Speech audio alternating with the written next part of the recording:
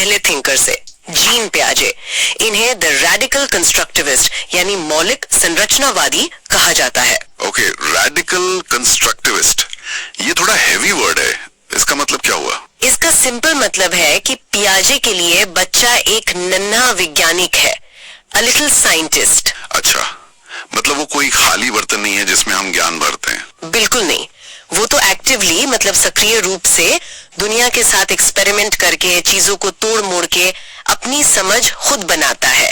और यहीं पर उनका सबसे जरूरी पॉइंट आता है ना, विकास और सीखने को लेकर। हाँ, पियाजे के लिए डेवलपमेंट लीड्स लर्निंग, यानी विकास पहले होता है और अधिगम या सीखना उसके बाद। मतलब जैसे जैसे बच्चे की बायोलॉजिकल मैचुरेशन यानी जैविक परिपक्वता होती है। हाँ, जैसे जैसे उसका दिमाग उम्र के साथ डेवलप होता है वो नई चीजें सीखने के काबिल बनता है।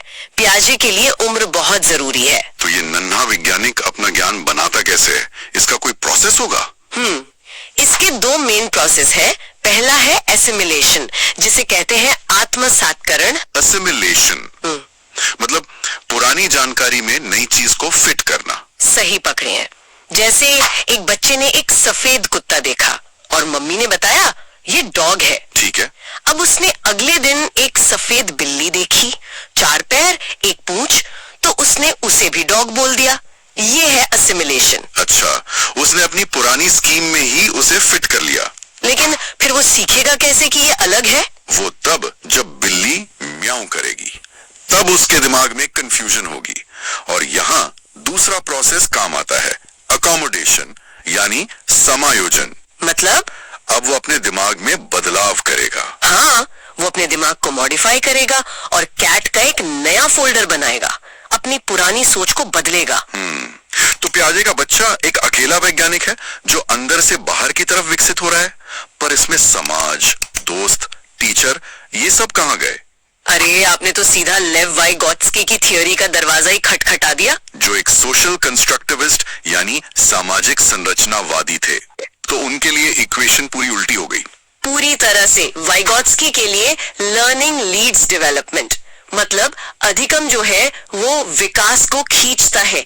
ये बाहर से अंदर की तरफ का प्रोसेस है। और इस सोशल लर्निंग के लिए वाइगोत्स्की ने 3 हथियार दिए हैं जो एग्जाम में मतलब हर बार पूछे जाते हैं। पहला है ZPD। ZPD यानी zone of proximal development, Hindi में कहें तो समीपस्थ विकास का क्षेत्र। ये क्या होता है? ये बस वो गैप है कि बच्चा अकेले क्या कर सकता है और किसी की मदद से क्या कर सकता है, उन दोनों के बीच का जो दायरा है वही सीखने का स्वीट स्पॉट है। अच्छा, और इस गैप को भरने के लिए जो मदद दी जाती है वो स्कैफोल्डिंग हुई, पौड़ी या ढांचा। एग्जैक्टली, वो अस्थाई मदद, जैसे साइकिल सिखाते वक्त पापा पीछे से पकड़ते हैं और फिर छोड़ देते हैं। और जो मदद दे रहा है वो हो गया MKO, मोर नॉलेजेबल अदर। हाँ, अधिक ज्ञानी दूसरा, वो टीचर हो, माता पिता या कोई दोस्त भी हो सकता है। ठीक है, तो अब इन दोनों के बीच का सबसे बड़ा टकराव देखते हैं, भाषा और विचार पर। जब बच्चा खुद से बात करता है तो क्या होता है? बड़ा इंटरेस्टिंग पॉइंट है। पियाजे के हिसाब से ये ईगोसेंट्रिक स्पीच है। अहंग केंद्रित वार्ता, मतलब ये बच्चे की अपरिपक्वता की निशानी है, इसका कोई फायदा नहीं है। उनके हिसाब से तो नहीं, लेकिन वाइगोत्स्की कहते हैं रुको, ये बेकार चीज नहीं है। वो इसे कहते हैं प्राइवेट स्पीच यानी व्यक्तिगत वार्ता। और ये जरूरी क्यों है? क्योंकि इससे बच्चा अपने कामों को दिशा देता है, वो प्लानिंग करता है और सेल्फ रेगुलेशन यानी स्वनियमन सीखता है। तो एग्जाम के लिए याद रखिए, प्राइवेट स्पीच मतलब वाइगोत्स्की और ईगोसेंट्रिक स्पीच मतलब पियाजे। सॉर्टेड है एकदम। चलिए, ये तो समझ आ गया कि बच्चा सीखता कैसे है, पर वो ये कैसे तय करता है कि क्या सही है और क्या गलत। हाँ, अब आते हैं हमारे तीसरे खिलाड़ी पर, लॉरेंस कोलबर्ग और उनकी मॉरल डेवलपमेंट की थियोरी पर, यानी नैतिक विकास का सिद्धांत। कोलबर्ग का वो फेमस हाइंस डायलेमा है ना? हाँ, उन्होंने लोगों को एक कहानी सुनाई कि हाइंस नाम के एक आदमी की पत्नी बीमार है, दवाई बहुत महंगी है, तो वो दवाई चुरा लेता है। सवाल ये था, क्या हाइंस ने सही किया? पर कोलबर्ग को हाँ या ना में इंटरेस्ट नहीं था। बिल्कुल नहीं, उन्हें तो उसके पीछे की रीजनिंग मतलब तर्क में इंटरेस्ट था कि कोई क्यों सोचता है कि ये सही है या गलत। तो इस तर्क के उन्होंने 3 लेवल बताए, राइट? हाँ, लेवल 1 है प्री कन्वेंशनल या पूर्व परंपरागत। यहाँ नैतिकता का आधार है सजा और इनाम। मतलब चोरी करूंगा तो पुलिस मारेगी, इसलिए चोरी गलत है। सही। फिर है लेवल 2 कन्वेंशनल यानी परंपरागत। यहाँ समाज को खुश करने की बात होती है, गुड बॉय गुड गर्ल वाली सोच।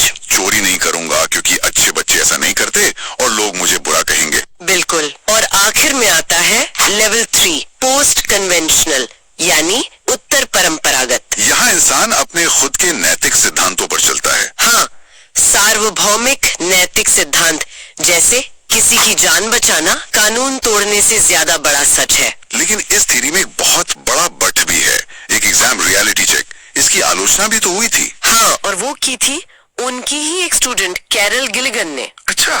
उन्होंने कहा कि कोलबर्ग की थ्योरी जेंडर बायस्ड है, यानी लैंगिक पक्षपाती है, क्योंकि उनके सारे सैंपल सिर्फ लड़के थे। तो गिलिगन का क्या तर्क था? उनका तर्क था कि लड़के जस्टिस यानी न्याय के नजरिए से सोचते हैं, जबकि लड़कियां केयर यानी देखभाल के नजरिए से सोचती हैं।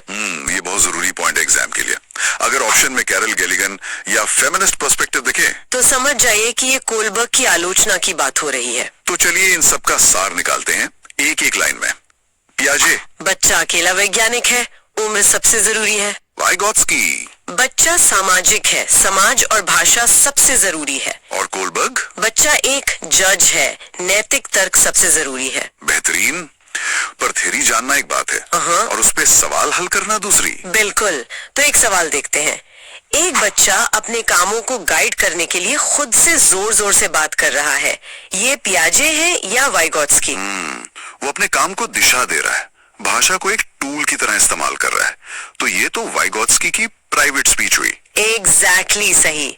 अगर आप सब इन तीनों के 50 सबसे जरूरी प्रीवियस ईयर क्वेश्चंस हल करना चाहते हैं